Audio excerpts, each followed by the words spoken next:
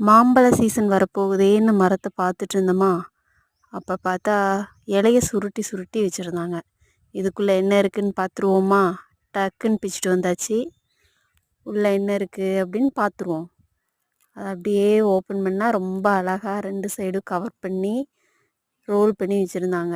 அப்படியே பிரித்து உள்ளே என்ன இருக்குதுன்னு பார்த்துருவோம் அப்படின்னு சொல்லிட்டு பிரித்தா, கடைசி வரைக்கும் பிரித்தாச்சு. உள்ளே ஒன்றுமே இல்லை.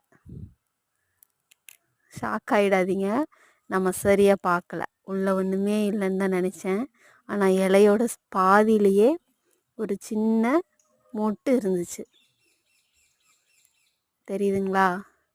சரி, இன்னொரு இலையை பிச்சுட்டு வந்து பார்ப்போம் அப்படின்னு சொல்லி போயிட்டு மரத்தில் டக்குன்னு இன்னொரு இலையும் பறிச்சுட்டு வந்தாச்சு. ஆனால் அதுக்குள்ளே மேலேயே ஒரு புழு இருந்துச்சு. இந்த உயிருக்கு தாங்க இவ்வளோ பாதுகாப்பு. இயற்கை.